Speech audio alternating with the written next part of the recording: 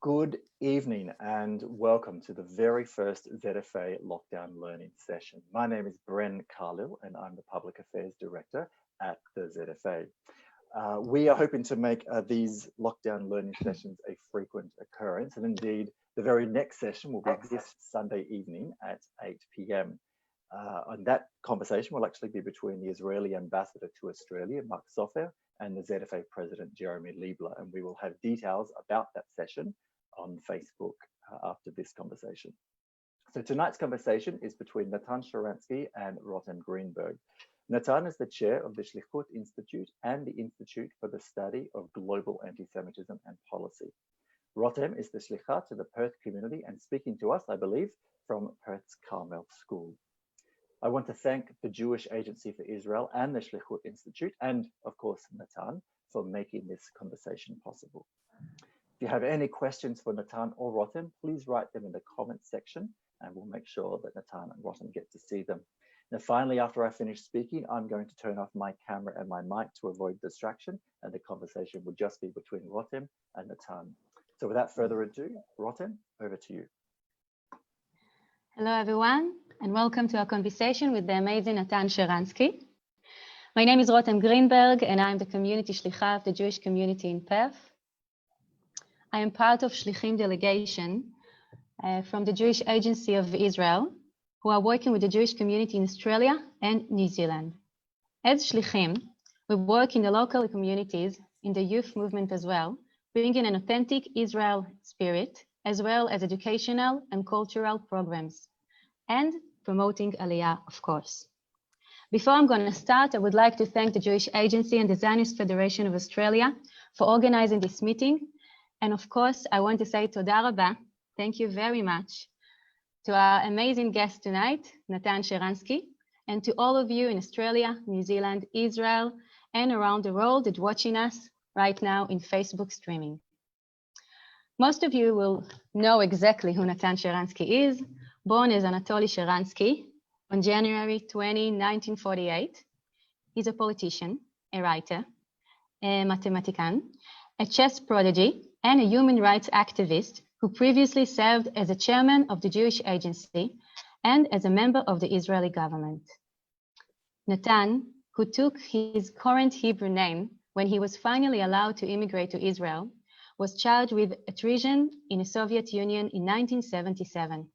He spent the next 9 years in prison, of which half was in solitary confinement and over 400 days of which was in a punishment cell. For those of us complaining about being cooped up in our houses because of COVID-19, Natan has come tonight to teach us some lessons and maybe given us some tips.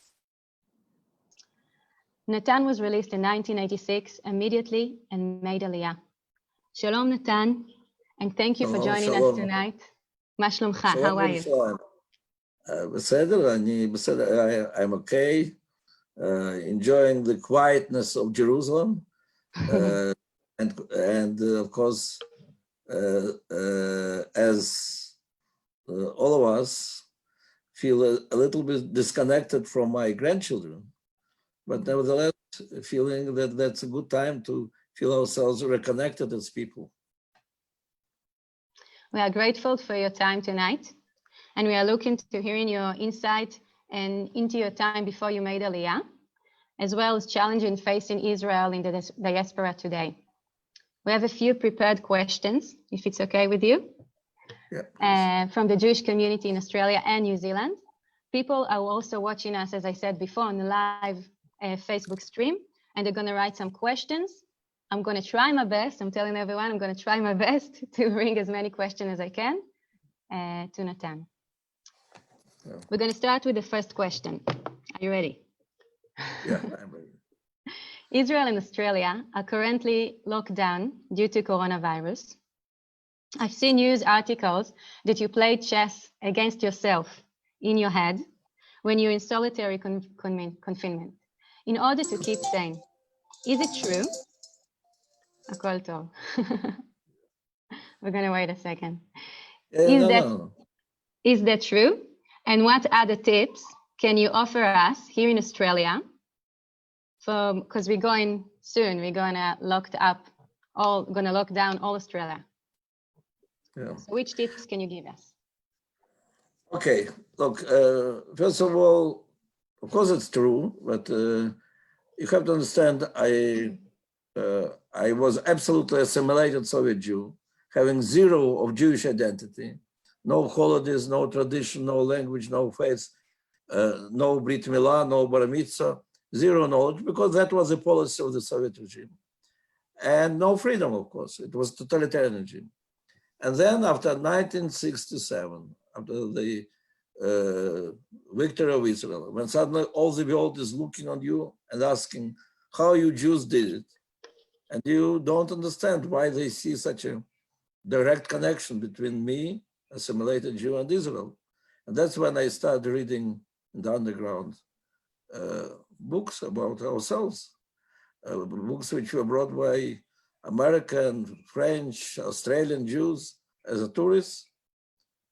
And suddenly you discover that with some twist of your mind, you can be part of this unique, great history, which begins from Exodus from Egypt, that we are going to celebrate next week, and go through all these centuries. And it's so interesting, so exciting. And here are Jewish people who are coming from all over the world and say to you, oh, your father is from Odessa and my father is from Odessa. We are family. We want to help you. And there is a country which is ready to send airplanes to the end of the world, but help you. That's how you discover your identity, your history, people, and the state. And as a result, you have strength to start speaking your mind freely. And that's how, first thing what you say, I really don't want to live in this country. I want to live for Israel. It changes all your life. You're becoming persecuted by KGB. You're going to be called for interrogations. You're going to be searched. But you're a free person. Now you say things that you believe in. And then you have strength to fight for your rights and for the rights of the other people. And that's how I became activist of two movements, Zionist movement and human rights movement. Then after a few years that I was very active, they arrested me and accused me in high treason. And they warned me that the punishment can be death sentence. And they try to convince you to go. In fact, what they want from you, to go to the press conference, to say publicly that they are right and I'm wrong. And you have to decide why not to give up your, to risk your life for this, because of these words. But you understand very quickly that the moment you went back to your identity, you became a free person and you want to remain free person. And they want to take this freedom from you and you don't want to give up on it. So this, and then all this, your struggle is not to let them to feel you alone. They say that the Jews of the world are afraid to mention your name. They're so scared that you're accused in espionage. And they have so many other things to do. What you think? For years they'll be thinking about you fighting. You're alone. They are only a bunch of students and housewives, and we are KGB. And your challenge is not to feel yourself alone, to reconnect yourself every moment to your people, and to feel yourself part of this great world struggle for the release of Soviet Jews, that you're part of it. And especially the punishing cell. And punishing cell is a very tough place, very dark, very cold, 3 pieces of bread, 3 cups of water. And here I am there on Seder Pesach. One of my punishing cells was just on Seder Pesach. And you decide that these 3 cups of hot water a day, it is your wine. What can be better than hot water? And these 3 pieces of bread, you make them dry bread, and that will be your matzah. And this salt, which is there, that's your maror. That's all what you have. But you can remember every phrase from Agadah, which you can remind yourself. And this powerful message that today, that in every generation, they try to destroy us. But today we are slaves, tomorrow we'll be in Jerusalem. And I found out that isolation is a great place to be reconnected to all the Jews of the world. At that moment, if somebody will say, but who is closer to you, Likud or Labour, Orthodox or Reformed? It's laughable. You're connected to thousands of years of Jewish history and to our future, to every Jew in the world. And I tell you, when you are in isolation, that's ideal place to think about your place in history and about the fact that how all your friends, all your people, all Jewish people at this moment are sitting in their houses, and at the same time, they are one people with one mission. So first of all, it is very important to feel yourself soldier in the struggle, which is bigger than your physical life. And look, today, with the corona, we are half of the humanity is at this moment in this special situation. And so God sends us message. You yourself is not master of your life. There are many things which you cannot decide. But when you work all together, when you face this threat together, you can defeat it. So on one hand, you have to be very, very much this feeling that you are part of the big struggle.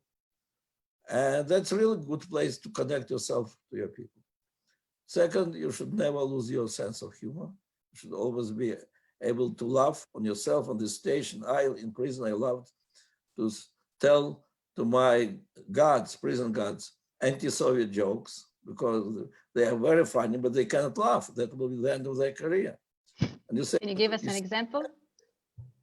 Oh, Leonid Brezhnev, Leonid Brezhnev was the leader of Soviet Union, old one, and there was a lot of jokes about he becoming a little bit cynical. And so the joke is that he calls to Soviet cosmonauts, in America they were astronauts who were flying to the moon, and in Soviet Union they were cosmonauts. So he calls cosmonauts and says, we cannot accept this, that Americans were the first who reached the moon. I decided I send you to the sun. And they say, oh my God, but we will be burnt alive. He says, you think we are idiots in the Communist Party? We thought everything, you'll go there at night. So he sent them at night. So it's, I tell to my guards and they laugh, and they cannot laugh. And I tell him, you say that you're free and I'm in prison? You're in prison. So as long as you can laugh on the station, on yourself, to understand all these proportions, you're a free person. So thanks God in these days on the internet, there are thousands of jokes about Corona in Hebrew, in English, in Russian. I enjoy all of them. You also should enjoy them. But don't be dependent on the things which don't depend on you. For example, oh my God, it's so bad now, but in a week, it will be finished. Or in 2 weeks, we are planning our trip to Europe, or whatever. It doesn't depend on you. I understood very quickly that to plan when you will be released, or even if you'll be released at all, it's very dangerous, because each time you'll be disappointed, and then you'll be desperate, and then they can use it, that your weakness.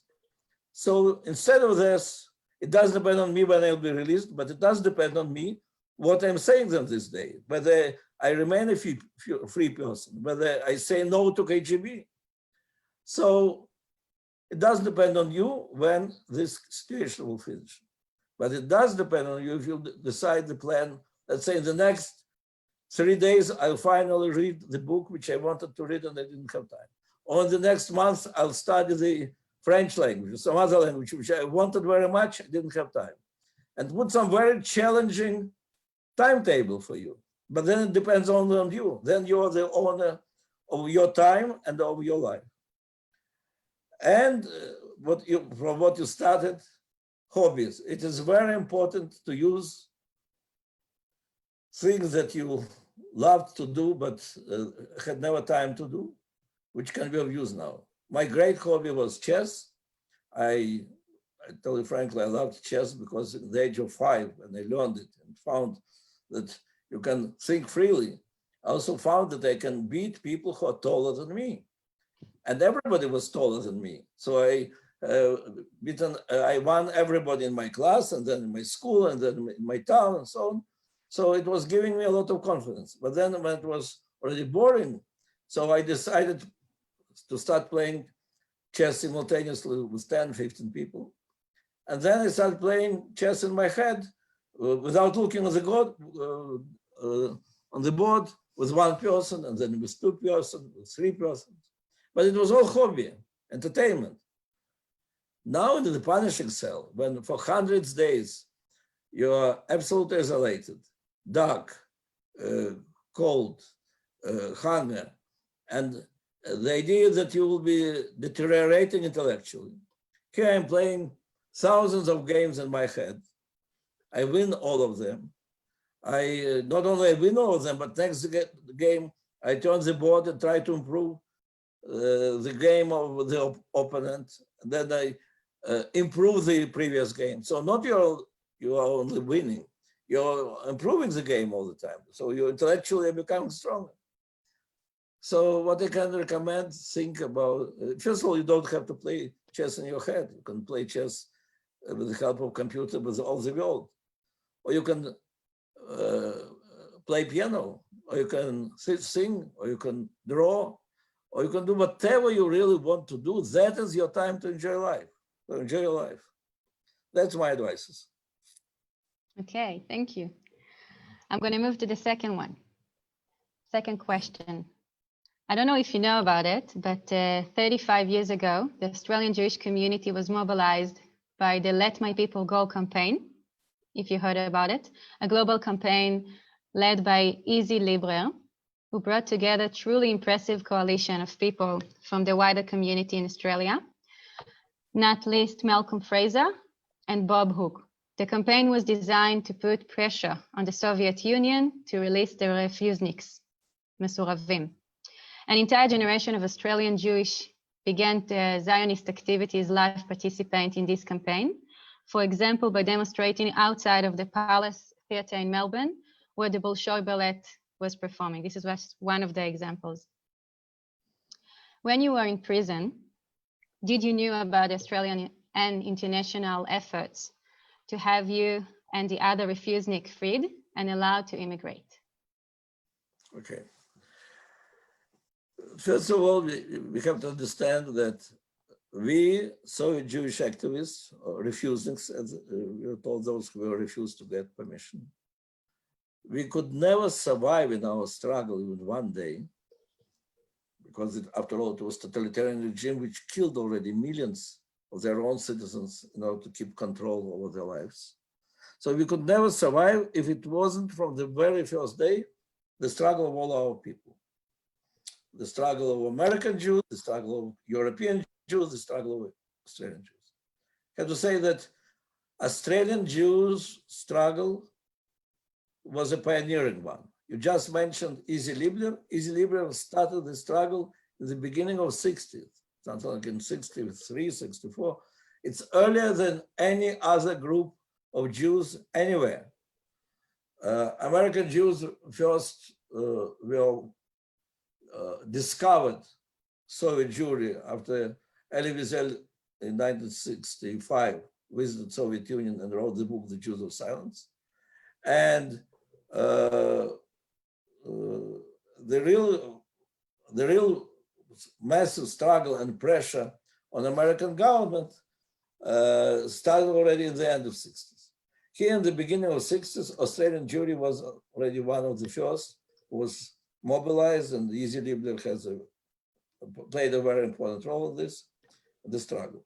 Now, you have to understand the nature of the struggle. I, as a spokesman of our movement, was in daily contact with many tourists who were coming, but they were sent by, in fact, Jewish organizations, and they were coming with the important materials which they bring to us. But what's no less important, we were briefing them, we were telling them about station, we were sending through them letters and appeals to the world public opinion, to Israel, to American Congress. On the basis of these documents, Jewish organizations were building their campaign. We organized, for example, demonstration. So successful demonstration then in Moscow was like 10 Jews standing in the center of Moscow with the slogans, "Let us go to Israel." Why only 10 Jews? Because the more Jews know, the more people know in advance about this demonstration, the more the chance that KGB will know, KGB secret police, and then there'll be no demonstration. Why only 5 minutes? Even if KGB doesn't know, you cannot stand on the Red Square with such slogans longer than 5 minutes before you'll be arrested. And the punishment can be until up to 5 years of Siberia. So what is the reason in such demonstration? But if it is organized well, meaning that at least one foreign journalist knows about it, and that was also my function, to connect with foreign journalists who lived like in special houses guarded by KGB, so there was no way to meet with them, not in the presence of KGB. But you already developed your language with them, and you meet and they understand where and when will be demonstration, and KGB doesn't. So this journalist comes, we are arrested. In the evening, Voice of America, BBC, Radio Liberty, Kol Israel, of course, are broadcasting all over the world. The 10 Jews are arrested only for their desire to go to Israel, and their fate is unknown. Next morning, hundreds of thousands of Jews all over the world go to their demonstrations, call to their leaders, demand that the governments will call Soviet ambassadors and will express their protest. American Congress passes resolutions which link the main economic interests of Soviet Union with our fate. And that's how our struggle was developing. So without the broad support of the world Jewry, we could never survive. Now, when I'm in prison and KGB tries to convince me that that's finished, I have to convince myself that it's all lies. And in my imagination, I think about all those struggle and demonstrations which continue. And I'm sure that they continue. And really that was. And in the end, I was released only as a result of this big campaign, which in the end mobilized not only Jewish organizations, but mobilized all the leaders of the free world. And that's how we won. And that's how we made a hole, the Iron Curtain, and 2 million Jews left Soviet Union. So that's really our mutual victory, ours and the Jews all over the world. And Australian Jewry has a very special role. Okay, thank you. This was a question that was raised by an Ole. As a new Ole, what was surprising you about Israel when you made Aliyah to Israel, and which challenges you had to deal with? Well, first of all, you have to understand that though I was a new Ole, but I was already fighting for many years for my right to go to Israel. I was dreaming about it. More than this, my wife was already in Israel. We, one day after our chuppah, she left for Israel. We hoped it will be for a few months. It took 12 years. In these 12 years, when she was leaving, she was a very shy girl who spoke only few words in Hebrew and no English. When I met her 12 years later, she was already leading 100,000 people, opened the doors of Reagan and Thatcher and Mitterrand and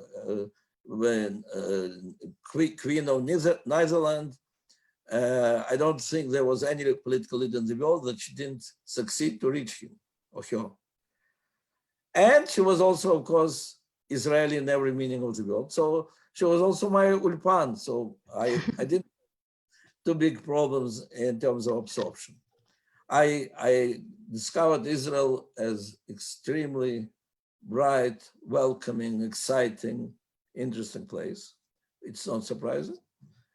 But I also found that we have some challenges. I remember how upset I was when I found out that there are so many misunderstandings between some religious and some secular parts of our society. In the very debate which started in Israeli society, what will happen first, or I will put on kippah, or my wife will take off kisui rosh, because it is impossible that people with such different levels of religiosity will will be one family, was so ridiculous for us after all these years of struggle. So no doubt that there were many things. Let's put it this way. I came to Israel and discovered myself in paradise, because in the morning I was in the hell of KGB. In the evening I was near the Kotel with my Avital and with all the people of Israel celebrating. So I went straight from hell to paradise. When you are in paradise, there is only one way down from the sky. You can go down. So now for the 30 years, I'm going down, down, down, and I'm still in paradise. Of course, it's you're much more realistic about this paradise. You see that there are a lot of shipputzim, renovations which we have to do. But still, no doubt. And I travel all over the world in different communities. Each time when I go to any other community and I enjoy it there, I feel that the real paradise is Israel. Okay, thank you. In Australia, there are about 10,000 Jews from former Soviet Union, many of which have a strong connection to Israel due to their families in Israel. The former Soviet Jews certainly has challenges when they arrive to Israel, but now they're a vital part of the country in terms of culture and economics, of course. Are you able to describe some of these challenges and your own role in helping them integrate into the country after 1990? Do any of the main Israeli political parties have a Russian speaker in the top 10 candidates of the Knesset, let's say? I would really appreciate your thoughts about these kind of issues. Well, if you want to answer. Aliyah, the integration of this 1 million Jews who came to Israel is, in historical terms, it's unbelievable success. There was no other example in the history of mankind that 20%, the population increases on 20%. And these newcomers, in their first generation, not in the generation of their grandchildren, but they themselves, 20 years after, their average income is higher than the average income of the local population. That they are become such an integral part of Israeli economy, of Israeli high tech, of Israeli medicine, and of course of Israeli political life. It didn't happen by itself. After we won the battle for opening the gates of the Soviet Union, I was the first political prisoner who was released in the times of Gorbachev, but then in 2 years, practically every political prisoner, every refusnik came to Israel. And the gates of the Soviet Union were open, and then Soviet Union fell apart because it couldn't survive this openness. But now the next challenge was integration. Nevertheless, when the number of engineers and doctors and that is doubled, when the number of musicians becomes 5 times more, it's no doubt there are different frictions and there's some prejudices. Are their diplomas real diplomas? Are they bringing us Russian organized crime? All types of prejudices.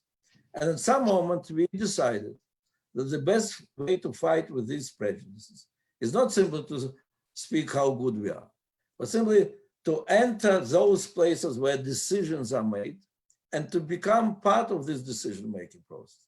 That's why we, in 1995, we created our party, Israel B'Aliyah, Israel on Rise, or Israel with Alim. And I was elected as chairman. My deputy was Yulia Edelstein, who until recently was the Speaker of Knesset. And there were a number of others, active refusniks and activists who became members of this party. In the first elections, we got 7 seats in 96, and we took important positions in the leading the Ministry of Absorption, Ministry of Economy, and then during elections of municipalities, suddenly there were deputy mayors from Beersheba to Haifa who hardly spoke Hebrew, who were new immigrants, but who were already part of this decision-making process when you're discussing budgets for education or types of education, when you're discussing many other different programs.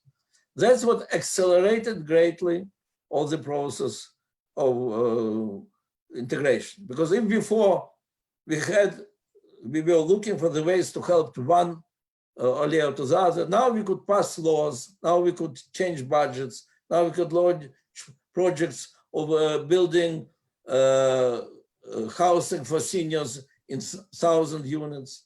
Now we could support high-tech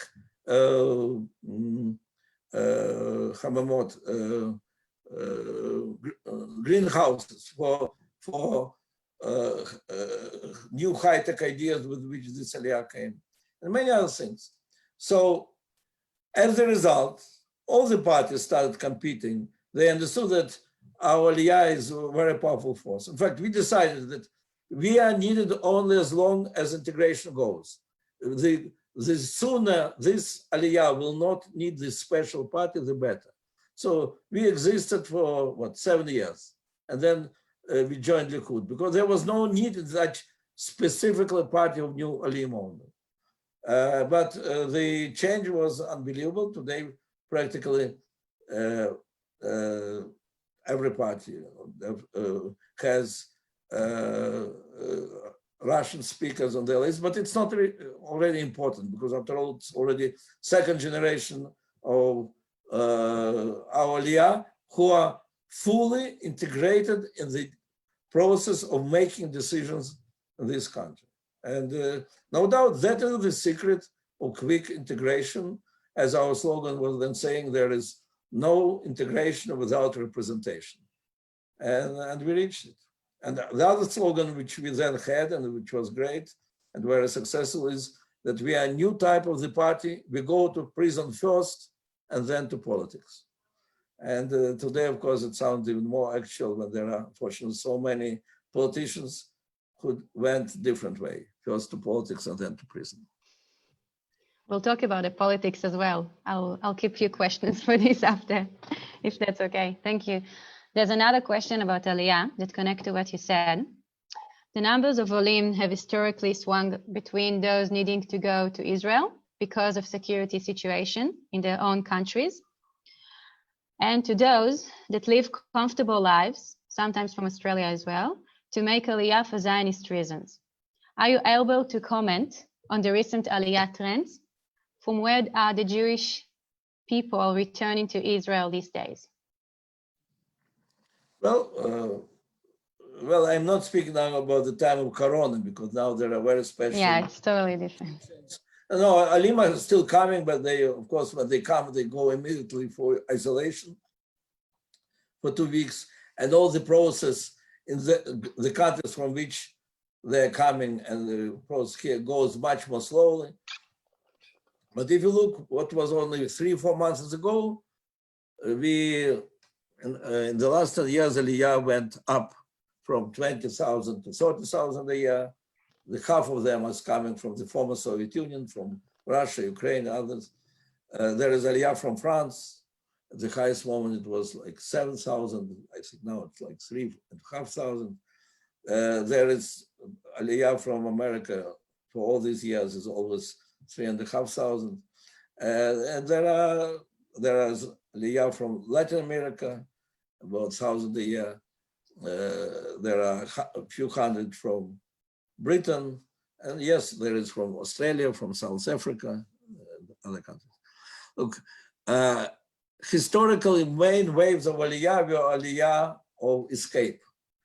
Jews were running out from Europe during the Holocaust. Jews were running away from Arab countries. They were persecuted there. Of course, we Soviet Jews were fighting to get out of Soviet Union. There were fantastic operations of bringing Jews from Ethiopia. That's what they call the Aliyah of escape. Today, by far, Aliyah is Aliyah of free choice.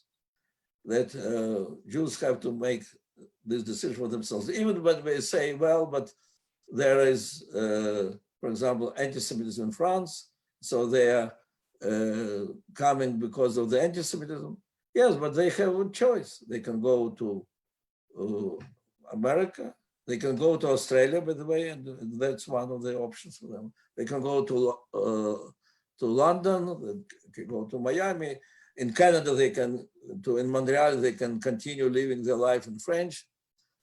So if they decide to come to Israel, and for most of French Jews who are leaving France, that is the first choice. It's their free choice.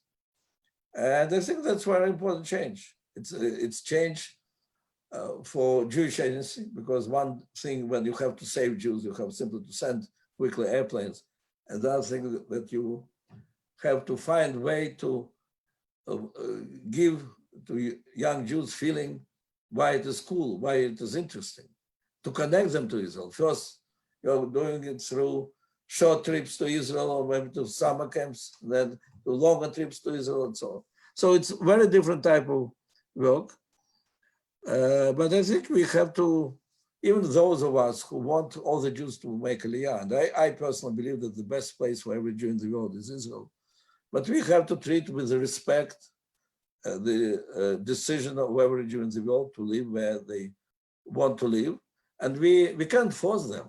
I don't believe in telling people every day, make Aliyah, because that's not the way how we Jews are making our decisions.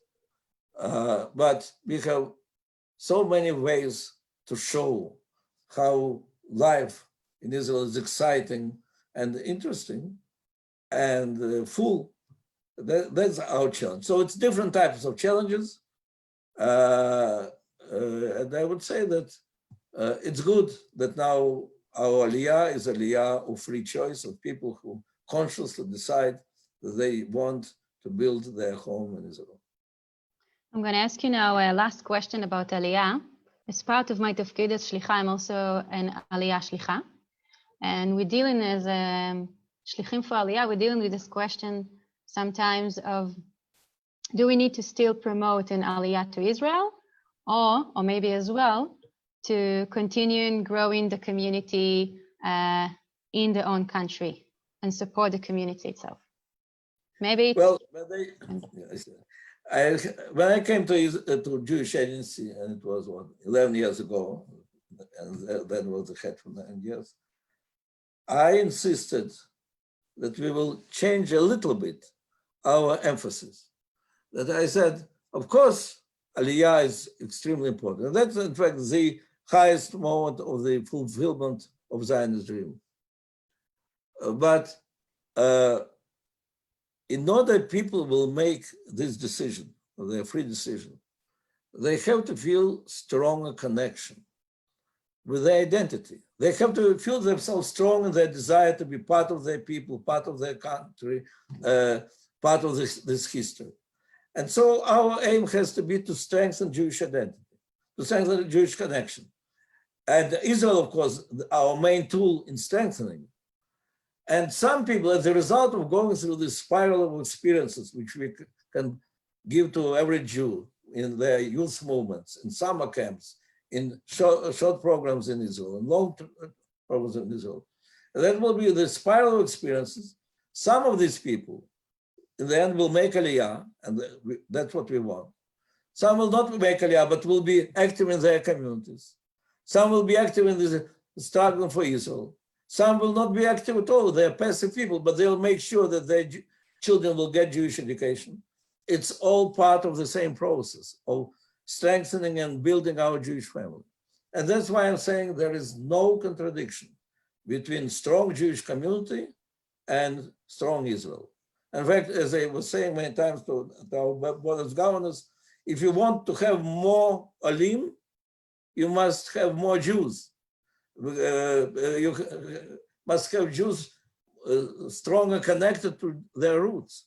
And strong Jewish community, that is the best guarantee that they will be connected to us. So, yes, I don't see it as a conflict. I see it as the two parts of one effort to strengthen our family. Okay, thank you. We're going to take some questions from the Facebook. Let's see what they said. Robert Sandy asked, what are the long-term effects on a person from such a long time solitary confinement? We talked about the subject a bit before.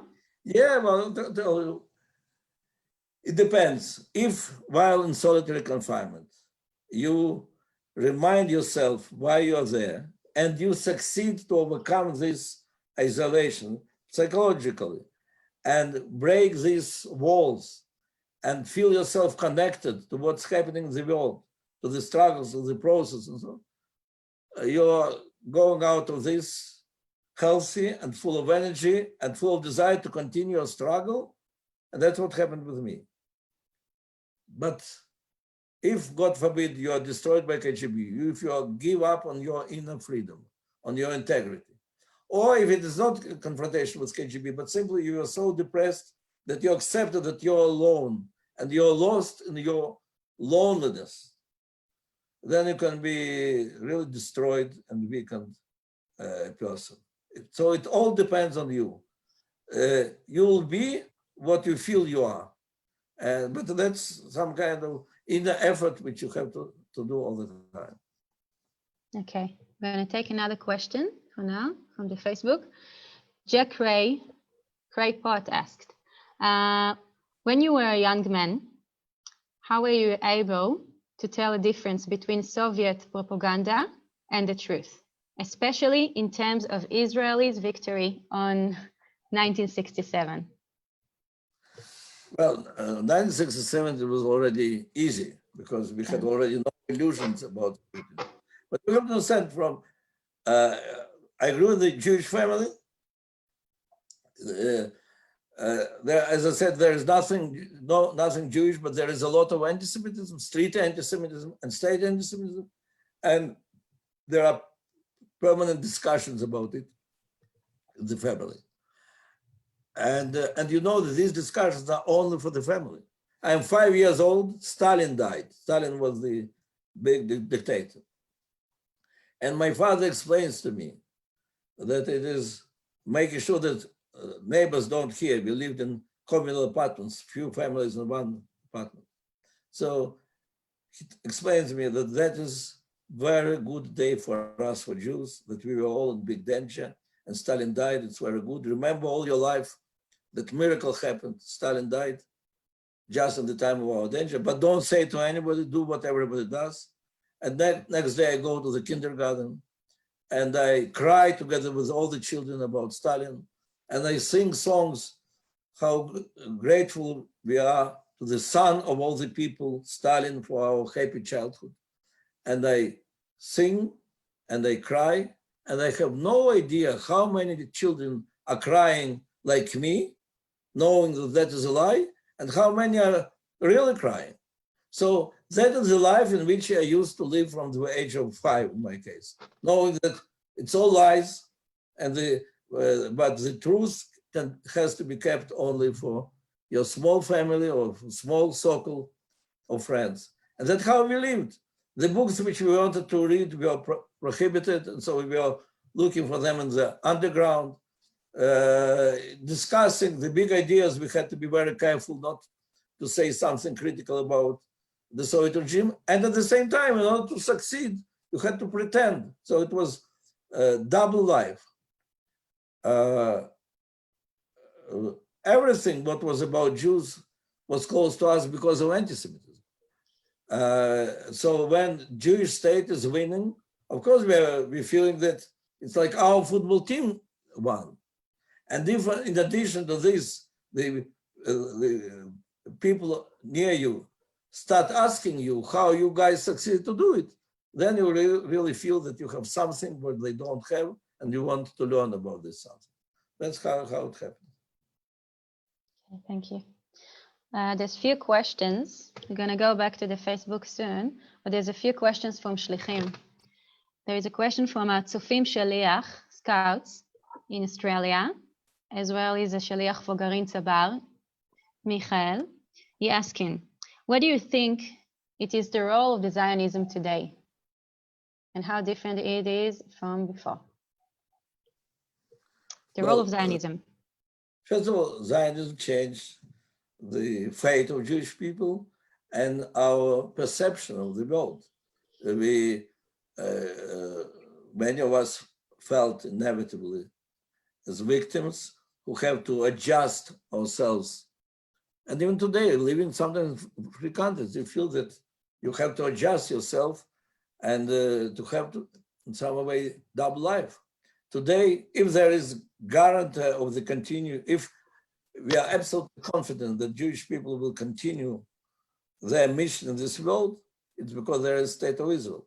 If we are absolutely sure that our enemies that in every generation are coming on us will be defeated, again, we know that we have the state of Israel. For those who live there, and for those who are scattered all over the world, the center of their identity, the center of their worldview becomes more and more the state of Israel. So no doubt, state of Israel changed the Jewish perception of themselves, and also physically created the place where today half of Jews live. Zionism today has a unique challenge, which has all the world, in fact, how to keep our two desires of our people, freedom and identity, together.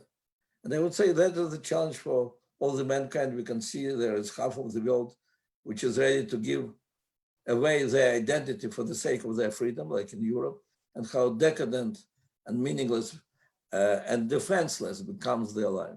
And there is other half of the world which decided to give away their freedom for the sake of identity.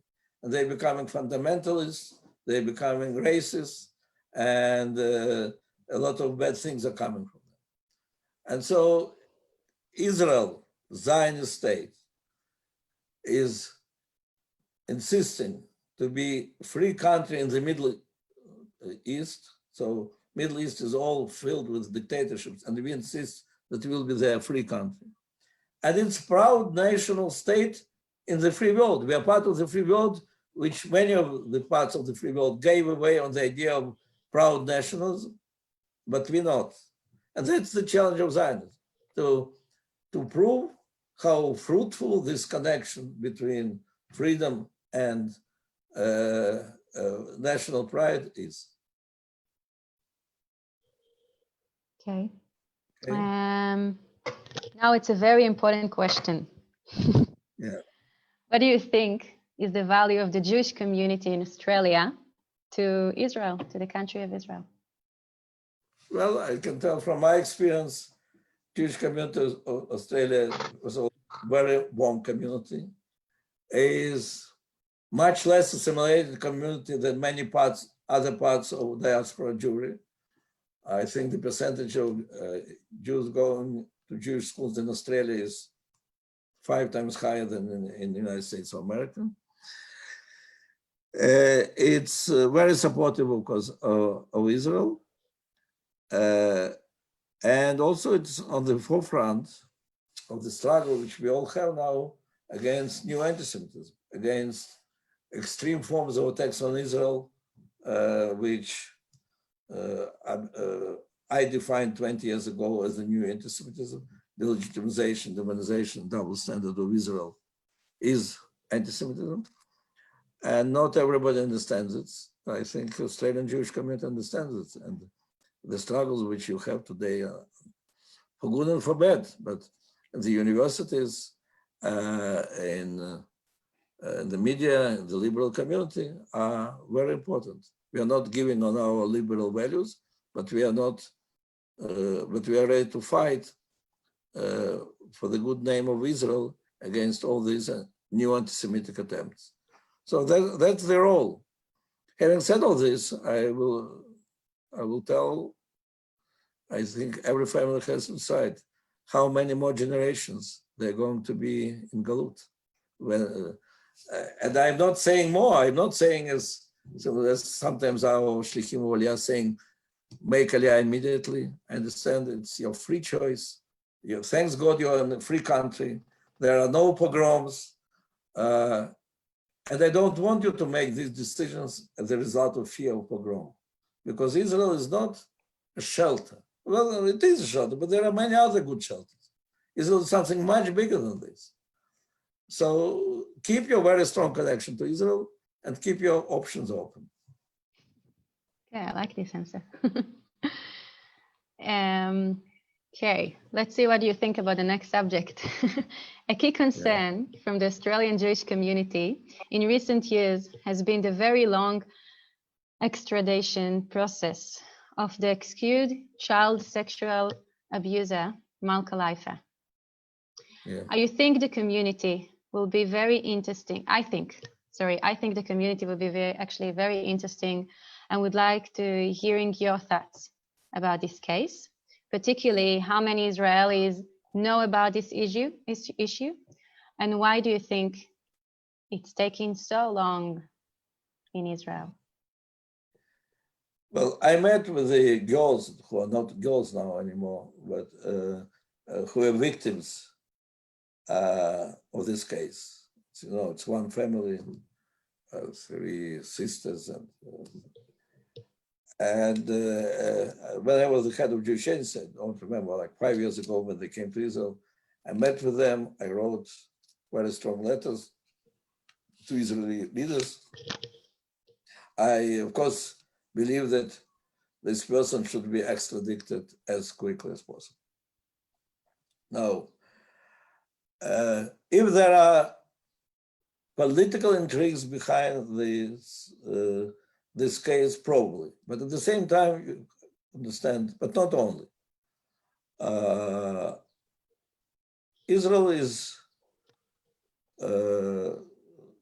it's country of the law, and especially the law which has to protect Jews in the ways in which they were not protected for hundreds of years. That's why the question of Hasgara, or extradition of a Jewish citizen of Israel to any other country is always very painful, mainly because of the history. Nevertheless, in the cases when it was proved, first clearly that first of all, this person really made a serious crime, and that there are no medical reasons not to do it, it was done. Sometimes with the big protests of some parts of Israeli society who were saying, no, let's sentence this person in Israel, why we have to send this person in France, say about one specific case. There was also a case of sending this person to Russia, to America. Still, if you look through all our history, there are very few cases, much less than in normal relations, let's say, between the European countries. It's because Israel is very sensitive to this. I think in this case, well, for me, I'm not a judge. Everything is clear. I understand the judges, the real question is now whether she is mentally responsible or not. I think judges correctly demanded to check it again and again. I do hope that the justice will come and extradition will take place. I can't exclude that there were personal political involvement, well, you know, from the press. But again, I want to tell you, it's not only because of these intrigues. It's really each time when it comes to send some person who is accused in making crimes to other countries, there is a huge lobby inside Israel not to do it. But again, my heart is with the victims and not with of this case. And especially the fact that today in the world, this sexual abuses is such an important thing, which I would say there is such a liberating process which is happening all over the world of finally discuss it openly and bring justice and protect women or protect victims of the sexual abuses. So I think that's what our government has to do, and I hope it will do. Okay, thank you. Okay, here is a key question from בני עקיבא שליח in New Zealand. Noam Fogel. Okay. New Zealand. Yeah, So he's an Australia and New Zealand are together. Okay. As shlichim, we feel a lack of interest in Israel among many in the Jewish community. Do you have any tips on how to spread to Ahavat Haaretz or the love of Israel? So he's asking for some tips from you. Well, you tell me, I tell you frankly, though I was practically almost in all Jewish communities, I never was in New Zealand. Each time when I went to Australia, I was thinking maybe on my way I'll come there. And then I find out that on my way, it's still a very long way. And it will take a few days for me to come there, and I didn't have them. So I'm sorry, I never was in New Zealand. So you tell me, what are the things which are of interest for Jewish community of New Zealand? Because when you know what they interest them, then you think how you can attract them to Israel. I remember in Masa program, we developed, of course you know what's Masa program. We have there like 200 different tracks. Many of these tracks were delivered specially for somebody. Like we wanted very much to make interested one Jew in Novosibirsk in Israel. And we were invited, you're such an intellectual guy. You come, you'll see how interesting it is. And for Masa program, he said 6 months, but I want to be a good chef. And we built a program for him. He came to Tel Aviv. He was getting his first knowledge about Israel. And he was learning how to be chef at one of the best restaurants of Tel Aviv. So I think let's start from this. They are not interested in Israel because they think that Israel is some kind of shtetl with the camels and oranges, yeah? To look what they like, what they want to be involved. Their own subject. So, and then they'll find out that Israel is much bigger than this. Well, that's my advice, but frankly, I never was in New Zealand. I don't know. You should come. Maybe, but I think if you're looking for real isolation, probably it's New Zealand, the more isolated Jewish community in the world. Yeah, maybe. Maybe we should have the Project 10. We have in Durban. Maybe we'll have also there. It's a beautiful place, New Zealand, as Australia as well. There's another question. Great tracks. Well, if all what interests them to have a very big track, then Israel is limited. We cannot have track longer than 400 kilometers. Yeah. There is another question from another shaliach, and then we're going to move back to the questions from Facebook. I see there's a few more. Boaz Hadari, our shaliach of Aliyah and Youth Movement Abonim Dror in Sydney, he asked like this: Dear Mar Sharansky, I would like to hear your opinion on the latest political move of Benjamin Netanyahu and Benny Gantz. It's not the latest, but the latest politics. We said we're going to talk about some politics today, so maybe about the Israeli politics. If you ask me a week ago, it could be a much more difficult question.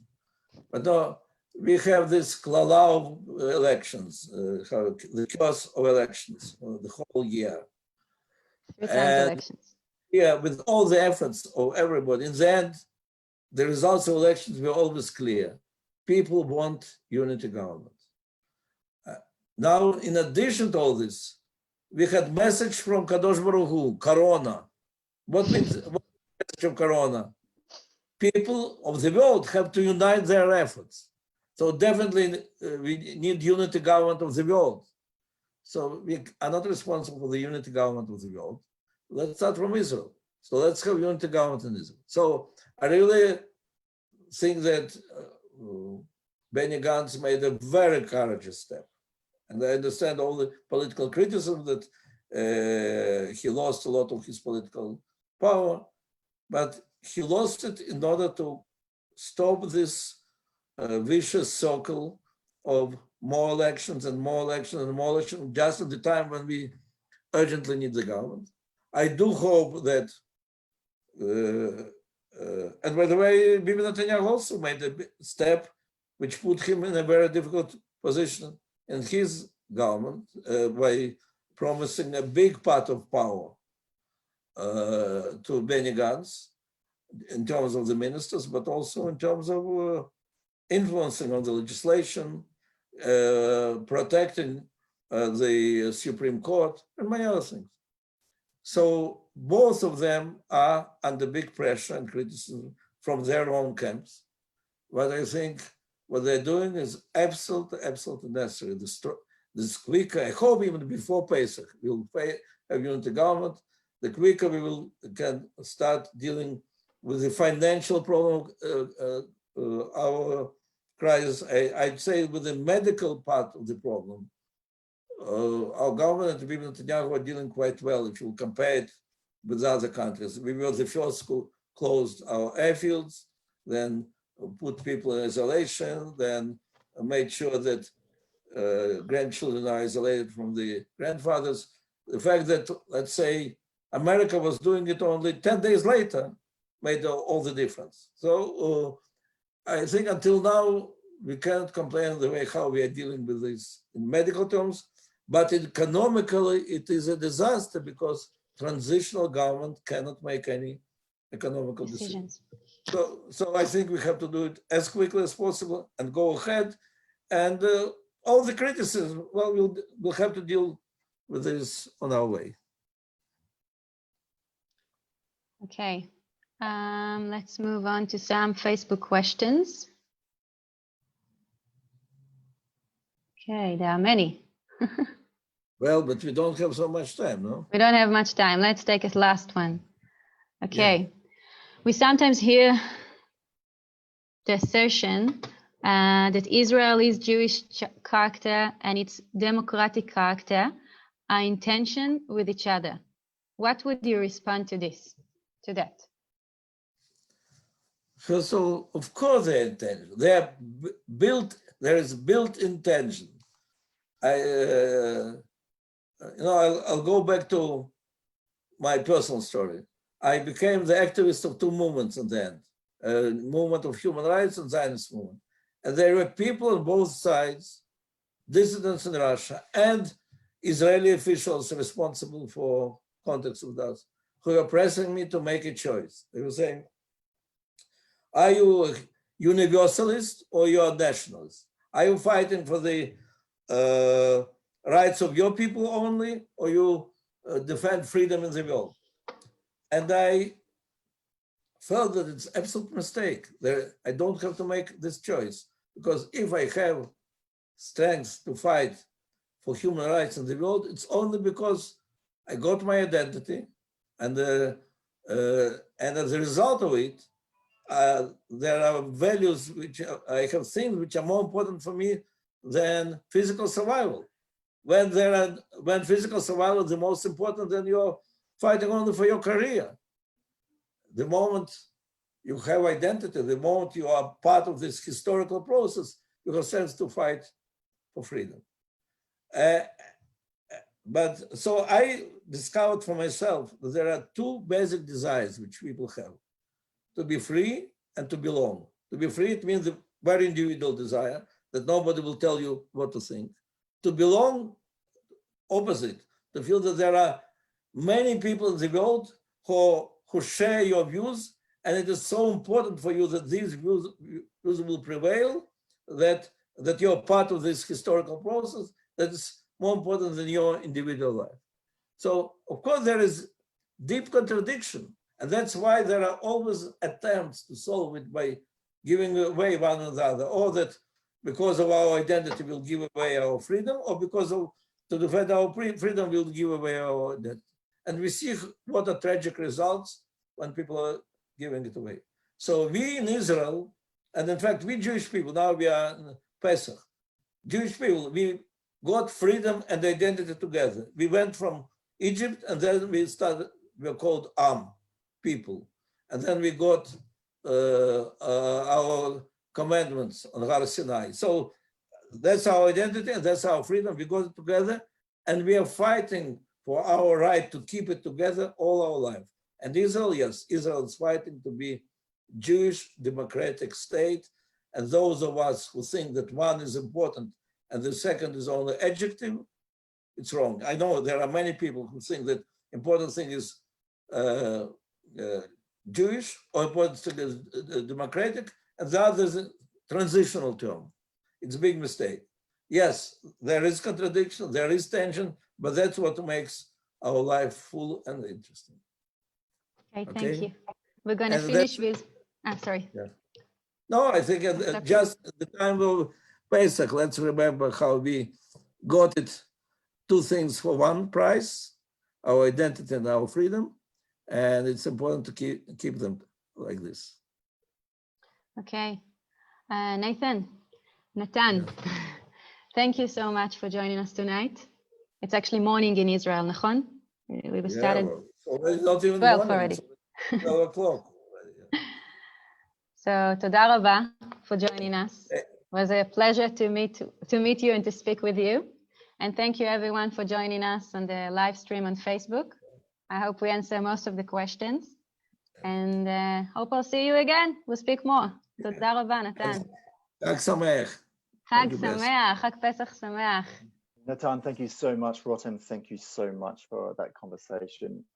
It really means a lot to us in Australia that Natan, you've given us this time and your thoughts, both on your pre-Aliyah days and also your experience in Israel and your wider thoughts about Zionism, about the importance of Aliyah and the rest of it. I have to say there's a message on our Facebook feed from Rob Berg from the Zionist Council of New Zealand. He asked me to invite you to New Zealand on behalf of his organization. So Natan, I'll put the two of you in touch and hopefully. Okay. I'll ask him to prepare an interesting track for me.